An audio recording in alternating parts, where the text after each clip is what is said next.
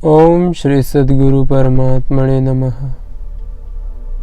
अपने को तोले। हम यदि ऐसी अवस्था में हैं तब तो ठीक है, अन्यथा ध्यान रहे ऐसे तर्क की आड़ में हम अपने को धोखा देकर अपना ही पतन कर डालेंगे। जरा अपनी अवस्था की तुलना उनकी अवस्था से करें। हम तो कोई हमारा अपमान कर दे तो क्रोधित हो उठते हैं, बदला लेने को तैयार हो जाते हैं। हम लाभ हानि में सम नहीं रहते। राग द्वेष हमारा जीवन है। मेरा तेरा भी वैसा ही बना हुआ है। मेरा धन, मेरा मकान, मेरी पत्नी, मेरा पैसा, मेरा मित्र, मेरा बेटा, मेरी इज्जत, मेरा पद, ये सब सत्य भासते हैं कि नहीं? यही तो देह भाव है, जीव भाव है। हम इससे ऊपर उठकर व्यवहार कर सकते हैं क्या? यह जरा सोचें। कई साधु लोग भी इस देह भाव से छुटकारा नहीं पा सके, सामान्य जन की तो बात ही क्या। कई साधु भी, मैं स्त्रियों की तरफ देखता ही नहीं हूँ, मैं पैसों को छूता ही नहीं हूँ, इस प्रकार की अपने अपनी मन और बुद्धि की पकड़ों में उलझे हुए हैं।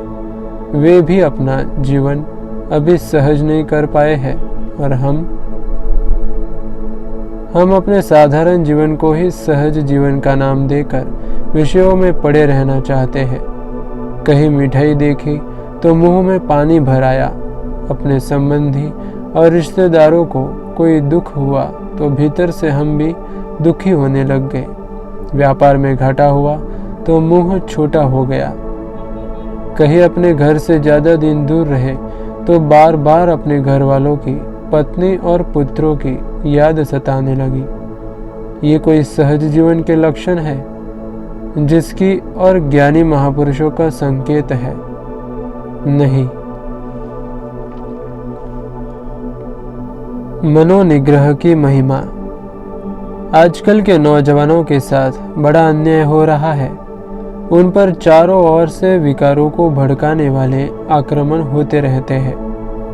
एक तो वैसे ही अपनी पार्श्वी वृत्तियां यौन उच्छृंखलता की ओर प्रोत्साहित करती है और दूसरे सामाजिक परिस्थितियां भी उसी ओर आकर्षण बढ़ाती है। इस पर उन प्रवृत्तियों को वैज्ञानिक समर्थन मिलने लगे और संयम को हानिकारक बताया जाने लगे। कुछ तथाकथित आचार्य भी फ्रायड जैसे नास्तिक एवं अधूरे मनोवैज्ञानिक के व्यभिचार शास्त्र को आधार बनाकर संभोग से समाधि का उपदेश देने लगे। तब तो ईश्वर ही ब्रह्मचर्य और दाम्पत्य जीवन की पवित्रता का रक्षक है। 16 सितंबर 1977 के न्यूयॉर्क टाइम में छपा था। अमेरिकन पैनली कहती है कि अमेरिका में 2 करोड़ से अधिक लोगों को मानसिक चिकित्सा की आवश्यकता है। उपरोक्त परिणामों को देखते हुए अमेरिका के एक महान लेखक, संपादक और शिक्षा विशारद श्री मार्टिन ग्रोस अपनी पुस्तक द फिजियोलॉजिकल सोसाइटी में लिखते हैं, हम जितना समझते हैं उससे कहीं ज़्यादा फ्रायड के मानसिक रोगों ने हमारे मानस और समाज में गहरा प्रवेश पा लिया है। यदि हम इतना जान ले कि उसकी बातें प्रायः उसके विकृत मानस के ही प्रतिबिंब है और उसकी मानसिक विकृतियों वाले व्यक्तित्व को पहचान ले, तो उसके विकृत प्रभाव से बचने में सहायता मिल सकती है। अब हमें डॉक्टर फ्रायड की छाया में बिल्कुल नहीं रहना चाहिए। आधुनिक मनोविज्ञान का मानसिक विश्लेषण, मनोरोग शास्त्र और मानसिक रोग की चिकित्सा, ये फ्रायड के रुग्ण मन के प्रतिबिंब है। फ्रायड स्वयं स्फटिक कोलोन, प्रायः सदा रहने वाला मानसिक अवसाद, स्नायविक रोग, सजातीय संबंध, विकृत स्वभाव, माइग्रेन, कब्ज, प्रवास, मृत्यु और धननाश भय, साइनोसाइटिस, घृणा और खूनी विचारों के दौरे आदि रोगों से पीड़ित था। प्रोफेसर एडलर और प्रोफेसर सीजी जुंग जैसे मूर्धन्य मनोवैज्ञानिकों ने फ्रायड के सिद्धांतों का खंडन कर दिया है। फिर भी यह खेद की बात है, भारत में अभी भी कई मानसिक रोग विशेषज्ञ और सेक्सोलॉजिस्ट फ्रायड जैसे पागल व्यक्ति के सिद्धांतों को आधार में लेकर इस देश के जवानों को अनैतिक और अप्राकृतिक मैथुन सेक्स का संभोग का उपदेश वर्तमान पत्रों और समायकों के द्वारा देते रहते हैं। फ्रायड ने तो मृत्यु के पहले अपने पागलपन को स्वीकार कर लिया था, लेकिन उसके स्वयं स्वीकार न भी करे तो भी अनुयायी तो पागल के ही माने जाएंगे। अब वे देश के लोगों को चरित्र भ्रष्ट करने का और गुमराह करने का पागलपन छोड़ दे, ऐसी हमारी नम्र प्रार्थना है। यह यौवन सुरक्षा पुस्तक 5 बार पढ़े और पढ़ाए, इसी में सभी का कल्याण निहित है। आंकड़े बताते हैं कि आज पाश्चात्य देशों में यौन सदाचार की कितनी दुर्गति हुई है। इस दुर्गति के परिणाम स्वरूप वहाँ के निवासियों के व्यक्तिगत जीवन में रोग इतने बढ़ गए हैं कि भारत से 10 गुनी ज़्यादा दवाइयाँ अमेरिका में खर्च होती है, जबकि भारत की आबादी अमेरिका से 3 गुनी ज़्यादा है। मानसिक रोग इतने बड़े हैं कि हर 10 अमेरिकन में से 1 को मानसिक रोग होता है। दुर्वासना इतनी बड़ी है कि हर 6 सेकंड में एक बलात्कार होता है और हर वर्ष लगभग 20 लाख कन्याएं विवाह के पूर्व ही गर्भवती हो जाती है। मुक्त साहचर्य फ्री सेक्स का हिमायती होने के कारण शादी के पहले वहाँ का प्रायः व्यक्ति जातीय संबंध बनाने लगता है। इसी वजह से लगभग 65% शादियां तलाक में बदल जाती है। मनुष्य के लिए प्रकृति द्वारा निर्धारित किए गए संयम का उपहास करने के कारण प्रकृति ने उन लोगों को जातीय रोगों का शिकार बना रखा है। उसमें मुख्यतः एड्स की बीमारी दिन दुनी रात चौगुनी फैलती जा रही है। वहाँ के पारिवारिक व सामाजिक जीवन में क्रोध, कलह, असंतोष, संताप, उच्छृंखलता, उद्दंडता और शत्रुता का महाभयानक वातावरण छा गया है। विश्व की लगभग 4% जनसंख्या अमेरिका में है। उसके उपभोग के लिए विश्व की लगभग 40% साधन सामग्री जैसे कि कार, टीवी, वातानुकूल मकान आदि मौजूद है। फिर भी वहाँ अपराध वृत्ति इतनी बड़ी है कि हर 10 सेकंड में एक सेंधमारी होती है। हर लाख व्यक्तियों में से 425 व्यक्ति कारागार में सजा भोग रहे हैं, जबकि भारत में हर लाख व्यक्ति में से केवल 23 व्यक्ति ही जेल की सजा काट रहे हैं। कामुकता के समर्थक फ्रायड जैसे दार्शनिकों की ही यह देन है कि जिन्होंने पाश्चात्य देशों को मनोविज्ञान के नाम पर बहुत प्रभावित किया है, और वहीं से यह आंधी अब इस देश में भी फैलती जा रही है। अतः इस देश की भी अमेरिका जैसी अवदशा हो, उसके पहले ही हमें सावधान रहना पड़ेगा। यहाँ के कुछ अविचारी दार्शनिक भी फ्रायड के मनोविज्ञान के आधार पर युवाओं को बेलगाम संभोग की तरह उत्साहित कर रहे हैं, जिससे हमारी युवा पीढ़ी गुमराह हो रही है। फ्रायड ने तो केवल मनोवैज्ञानिक मान्यताओं के आधार पर व्यभिचार शास्त्र बनाया, लेकिन तथाकथित दार्शनिक ने तो संभोग से समाधि की परिकल्पना द्वारा व्यभिचार को आध्यात्मिक जामा पहनाकर धार्मिक लोगों को भी भ्रष्ट किया है। संभोग से समाधि नहीं होती, सत्यानाश होता है। संयम से ही समाधि होती है। इस भारतीय मनोविज्ञान को अब पाश्चात्य मनोविज्ञानी भी सत्य मानने लगे हैं।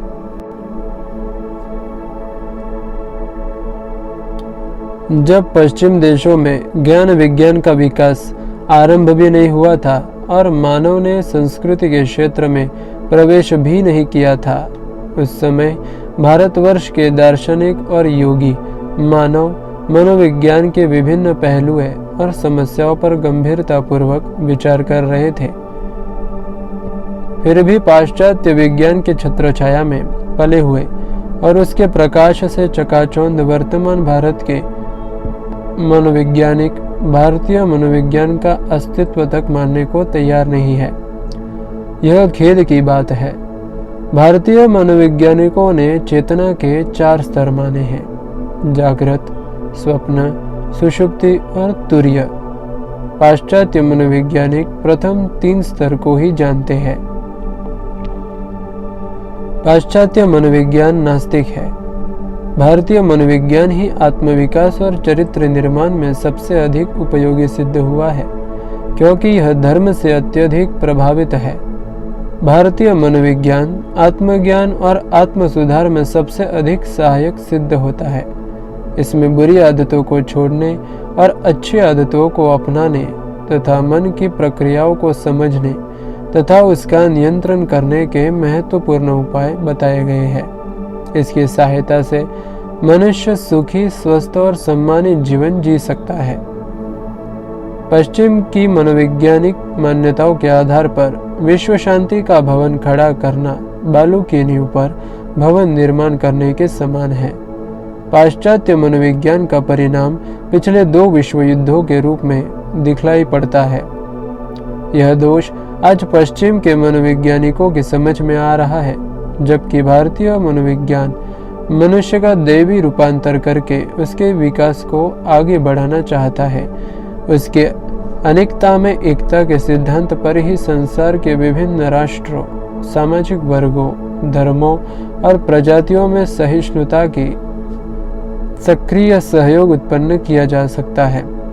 भारतीय मनोविज्ञान में शरीर और मन पर भोजन का क्या प्रभाव पड़ता है, इस विषय से लेकर शरीर में विभिन्न चक्रों की स्थिति, कुंडलिनी की स्थिति, वीर्य को ऊर्ध्वगामी बनाने की प्रक्रिया आदि विषयों पर विस्तार पूर्वक चर्चा की गई है। पाश्चात्य मनोविज्ञान मानव व्यवहार का विज्ञान है। भारतीय मनोविज्ञान मानस विज्ञान के साथ साथ आत्मविज्ञान है। भारतीय मनोविज्ञान इंद्रिय नियंत्रण व विशेष पर बल देता है, जबकि पाश्चात्य मनोविज्ञान केवल मानसिक क्रियाओं या मस्तिष्क संगठन पर बल देता है। इसमें मन द्वारा मानसिक जगत का ही अध्ययन किया जाता है। इसमें भी फ्राइड का मनोविज्ञान तो एक रुग्ण मन के द्वारा अन्य रुग्ण मनों का ही अध्ययन है, जबकि भारतीय मनोविज्ञान में इंद्रिय निरोध से मनोनिरोध और मनोनिरोध से आत्मसिद्धि का ही लक्ष्य मानकर अध्ययन किया जाता है। पाश्चात्य मनोविज्ञान में मानसिक तनावों में मुक्ति का कोई समुचित साधन परिलक्षित नहीं होता, जो उसके व्यक्तित्व में निहित निषेधात्मक परिवेशों के लिए स्थायी निदान प्रस्तुत कर सके। इसलिए फ्राइड के लाखों बुद्धिमान अनुयायी भी पागल हो गए। संभोग के मार्ग पर चलकर कोई भी व्यक्ति योग सिद्ध महापुरुष नहीं हुआ। उस मार्ग पर चलने वाले पागल ही हुए हैं। ऐसे कई नमूने हमने देखे हैं। इसके विपरीत भारतीय मनोविज्ञान में मानसिक तनावों में से मुक्ति के विभिन्न उपाय बताए गए हैं, यथा योग मार्ग, साधन चतुष्टय, शुभ संस्कार, सत्संगति, अभ्यास, वैराग्य, ज्ञान, भक्ति, निष्काम कर्म आदि। इन साधनों के नियमित अभ्यास से संगठित एवं समयोजित व्यक्तित्व का निर्माण संभव है। इसलिए भारतीय मनोविज्ञान के अनुयायी पाणिनि और महाकवि कालिदास जैसे प्रारंभ में अल्प बुद्धि होने पर भी महान विद्वान हो गए। भारतीय मनोविज्ञान ने इस विश्व को हजारों महान भक्त, समर्थ योगी तथा ब्रह्मज्ञानी महापुरुष दिए हैं। अतः पाश्चात्य मनोविज्ञान को छोड़कर भारतीय मनोविज्ञान का ही आश्रय लेने में ही व्यक्ति, कुटुंब, समाज, राष्ट्र और विश्व का कल्याण निहित है। भारतीय मनोविज्ञान पतंजलि के सिद्धांतों पर चलने वाले हजार योग सिद्ध महापुरुष इस देश में हुए हैं, अभी भी है और आगे भी होते रहेंगे। जबकि संभोग के मार्ग पर चलकर कोई योग सिद्ध महापुरुष हुआ हो, ऐसा हमने तो नहीं सुना, बल्कि दुर्बल हुए, रोगी हुए, एड्स के शिकार हुए, अकाल मृत्यु के शिकार हुए, खिन्न मानस हुए, अशांत हुए, उस मार्ग पर चलने वाले पागल हुए हैं। ऐसे कई नमूने हमने देखे हैं। फ्राइड ने अपनी मनस्थिति की तराजू पर सारी दुनिया के लोगों को तौलने की गलती की है। उसका अपना जीवन क्रम कुछ बेतुके ढंग से विकसित हुआ है। उसकी माता अमेलिया बड़ी खूबसूरत थी। उसने योकोव नामक एक अन्य पुरुष के साथ अपना दूसरा विवाह किया था। जब फ्रायड जन्मा तब वह 21 वर्ष की थी। बच्चे को वह बहुत प्यार करती थी। ये घटनाएं फ्रायड ने स्वयं लिखी है। इन घटनाओं के आधार पर फ्रायड कहता है, पुरुष बचपन से ही इडिपस कॉम्प्लेक्स अर्थात अवचेतन मन में अपनी मां के प्रति यौन आकांक्षा से आकर्षित होता है तथा अपने पिता के प्रति यौन ईर्ष्या से ग्रसित रहता है। ऐसे ही लड़की अपने बाप के प्रति आकर्षित होती है तथा अपनी मां से ईर्ष्या करती है।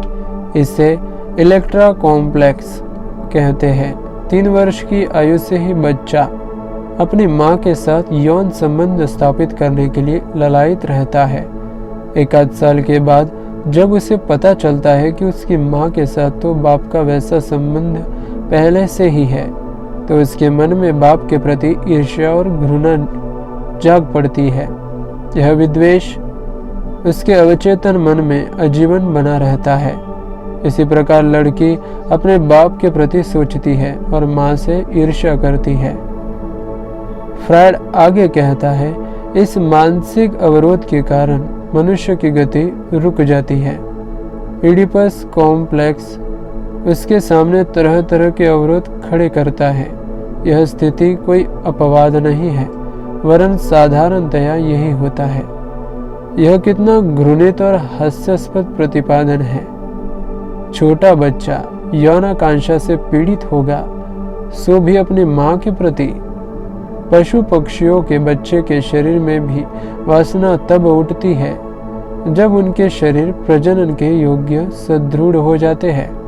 तो मनुष्य के बालक में यह वृत्ति इतनी छोटी आयु में कैसे पैदा हो सकती है और मां के साथ वैसी तृप्ति करने की उसकी शारीरिक मानसिक स्थिति भी नहीं होती। फिर 3 वर्ष के बालक को काम क्रिया और माँ बाप के रत रहने की जानकारी उसे कहाँ से होती है? फिर वह यह कैसे समझ लेता है कि उसे बाप से ईर्ष्या करनी चाहिए? बच्चे द्वारा माँ का दूध पीने की क्रिया को ऐसे मनोवैज्ञानिकों ने रति सुख के समकक्ष बतलाया है। यदि इस स्तनपान को रति सुख माना जाए तो आयु बढ़ने के साथ साथ यह उत्कंठा भी प्रबलतर होनी चाहिए और वयस्क होने तक बालक को माता का दूध ही पीते रहना चाहिए। किंतु यह किस प्रकार संभव है? तो ये ऐसे बेतुके प्रतिपादन है कि जिनकी भत्सरना ही की जानी चाहिए।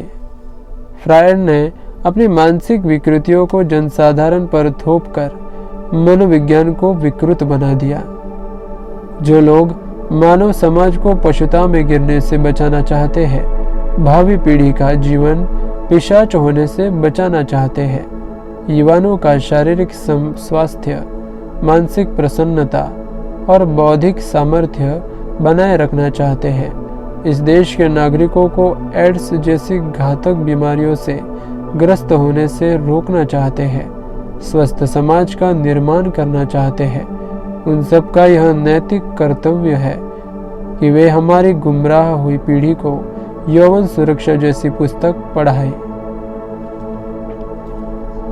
यदि काम विकार उठा और हमने यह ठीक नहीं है, इससे मेरे बल बुद्धि और तेज का नाश होगा, ऐसा समझकर उसको टाला नहीं और उसकी पूर्ति में लंपट होकर लग गए, तो हम में और पशुओं में अंतर ही क्या रहा? पशु तो जब उनकी कोई विशेष ऋतु होती है तभी मैथुन करते हैं, बाकी ऋतुओं में नहीं। इसी दृष्टि से उनका जीवन सहज व प्राकृतिक ढंग का होता है।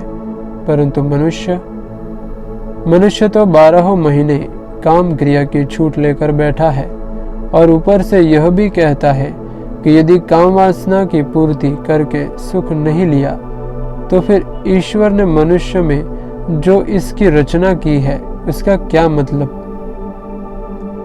आप अपने को विवेकपूर्ण रोक नहीं पाते हो, छोटे छोटे सुखों में उलझ जाते हो। इसका तो कभी ख्याल ही नहीं करते और ऊपर से भगवान तक को अपने पाप कर्मों में भागीदार बनाना चाहते हो। आत्मघाती तर्क। अभी कुछ समय पूर्व मेरे पास एक पत्र आया। उसमें एक व्यक्ति ने पूछा, आपने सत्संग में कहा और एक पुस्तक में भी प्रकाशित हुआ है कि बीड़ी, सिगरेट, तंबाकू आदि मत पियो, ऐसे व्यसनों से बचो क्योंकि ये तुम्हारे बल और तेज का हरण करते हैं। यदि ऐसा ही है तो भगवान ने तंबाकू आदि पैदा ही क्यों किए। अब उन सज्जन से यह व्यसन तो छोड़े नहीं जाते और लगे हैं भगवान के पीछे। भगवान ने गुलाब के साथ कांटे भी पैदा किए हैं। आप फूल तोड़कर कांटे तो नहीं तोड़ते। भगवान ने आग भी पैदा की है, आप उसमें भोजन पकाते हैं, अपना घर तो नहीं जलाते। भगवान ने आग, मदार, धतूरे, बबूल आदि भी बनाए हैं, मगर उनकी तो आप सब्जी नहीं बनाते। इन सब में तो आप अपनी बुद्धि का उपयोग करके व्यवहार करते हो और जहाँ पर हार जाते हो, जब आपका मन आपके कहने में नहीं होता तो आप लगते हो भगवान को दोष देने। अरे भगवान ने तो बादाम पिस्ते भी बनाए हैं, पैदा किए हैं, दूध भी पैदा किया है। उपयोग करना है तो इनका करो जो आपके बल और बुद्धि की वृद्धि करे। पैसा ही खर्चना है तो इनमें खर्चो। यह तो होता नहीं, लगे हैं तंबाकू के पीछे। यह बुद्धि का सदुपयोग नहीं है, दुरुपयोग है। तंबाकू पीने से तो बुद्धि और भी कमजोर हो जाएगी। शरीर के बल बुद्धि की सुरक्षा के लिए वीर्य रक्षण बहुत आवश्यक है। योग दर्शन के साधपाद में ब्रह्मचर्य की महान इन शब्दों में बताई गई है। ब्रह्मचर्य प्रतिष्ठायाम वीर्य लाभः। ब्रह्मचर्य की दृढ़ स्थिति हो जाने पर सामर्थ्य का लाभ होता है। स्त्री प्रसंग कितनी बार। फिर भी यदि कोई जानबूझकर अपने सामर्थ्य को खोकर श्रीहीन बनना चाहो तो यह यूनान के एक प्रसिद्ध दार्शनिक सुकरात के इन प्रसिद्ध वचनों को सदैव याद रखे। सुकरात से एक व्यक्ति ने पूछा, पुरुष के लिए कितनी बार स्त्री प्रसंग करना उचित है। जीवन भर में केवल एक बार। यदि इससे तृप्ति न हो सके तो वर्ष में एक बार। यदि इससे भी संतुष्ट न हो फिर महीने में एक बार। इससे भी मन न भरे तो महीने में 2 बार करें, परंतु मृत्यु शीघ्र आ जाएगी। इतने पर भी इच्छा बने रहे तो क्या करें। इस पर सुकरात ने कहा, तो ऐसा करे कि पहले कब्र खुदवा ले, फिर कफन और लकड़ी घर में लाकर तैयार रखे। उसके पश्चात जो इच्छा हो सो करे। सुकरात के ये वचन सचमुच बड़े प्रेरणापद है। वीर्यक्षय के द्वारा जिसने भी सुख लेने का प्रयास किया है उन्हें घोर निराशा ही हाथ लगी है और अंत में श्रीहीन होकर मृत्यु का ग्रास बनना पड़ा है। काम भोग द्वारा कभी तृप्ति नहीं होती और अपना अमूल्य जीवन व्यर्थ चला जाता है। राजा ययाति की कथा तो आपने सुनी ही होगी। राजा ययाति का अनुभव। शुक्राचार्य के शाप से राजा ययाति युवावस्था में ही वृद्ध हो गए थे, परंतु बाद में ययाति के प्रार्थना करने पर शुक्राचार्य ने दयावश उनको यह शक्ति दे दी कि चाहे तो अपने पुत्रों से युवावस्था लेकर अपना वार्धक्य उन्हें दे सकते हैं। तब ययाति ने अपने पुत्र यदु, तुर्वसु, द्रुहु और अनु से उनकी जवानी मांगी, मगर वे राजी न हुए। अंत में छोटे पुत्र पुरु ने अपने पिता को अपना यौवन देकर उनका बुढ़ापा ले लिया। पुनः युवा होकर ययाति ने फिर से भोग भोगना शुरू किया। वे नंदन वन में विश्वाची नामक अप्सरा के साथ रमन करने लगे। इस प्रकार 1000 वर्ष तक भोग भोगने के बाद भी भोगों से जब वे संतुष्ट नहीं हुए तो उन्होंने अपना बचा हुआ यौवन अपने पुत्र पुरु को लौटाते हुए कहा, न जातु कामः कामानामुपभोगेन शाम्यते हविषा कृष्ण वक्त्रैव भूय एवाभिवर्धते। पुत्र, मैंने तुम्हारी जवानी लेकर अपनी रुचि, उत्साह और समय के अनुसार विषयों का सेवन किया, लेकिन विषयों की कामना उनके उपभोग से कभी शांत नहीं होती, अपितु घी की आहुति पड़ने पर अग्नि की भांति वह अधिकाधिक बढ़ती ही जाती है। रत्नों से जड़ी हुई सारी पृथ्वी, संसार का सारा सुवर्ण, पशु और सुंदर स्त्रियां, वे सब एक पुरुष को मिल जाए तो भी वे सब के सब उसके लिए पर्याप्त नहीं होंगे। अतः तृष्णा का त्याग कर देना चाहिए। छोटी बुद्धि वाले लोगों के लिए, जिसका त्याग करना अत्यंत कठिन है, जो मनुष्य के बूढ़े होने पर भी स्वयं बूढ़ी नहीं होती तथा जो एक प्राणांतक रोग है, उस तृष्णा को त्याग देने वाले पुरुष को ही सुख मिलता है। महाभारत आदि पर्वाणि संभव पर्व 12। ययाति का अनुभव वस्तुतः बड़ा मार्मिक और मनुष्य जाति के लिए हितकारी है। ययाति आगे कहते हैं, पुत्र देखो, मेरे 1000 वर्ष विषयों को भोगने में बीत गए तो भी तृष्णा शांत नहीं होती, और आज भी प्रतिदिन उन विषयों के लिए ही तृष्णा पैदा होती है। पूर्ण वर्ष सहस्रम में विषयासक्त चेतसः तथाप्यनुदिनं तृष्णा ममेतेष्वभिजायते। इसलिए पुत्र, अब मैं विषयों को छोड़कर ब्रह्माभ्यास में मन लगाऊंगा। निर्द्वंद्व तथा ममता रहित होकर वन में मृगों के साथ विचरूंगा। हे पुत्र, तुम्हारा भला हो, तुम पर मैं प्रसन्न हूँ। अब तुम अपनी जवानी पुनः प्राप्त करो और मैं यह राज्य भी तुम्हें ही अर्पण करता हूँ। इस प्रकार अपने पुत्र पुरु को राज्य देकर ययाति तपस्या हेतु वन गमन किया। उसी राजा पुरु से पौरव वंश चला। उसी वंश में परीक्षित का पुत्र राजा जन्मेजय पैदा हुआ था।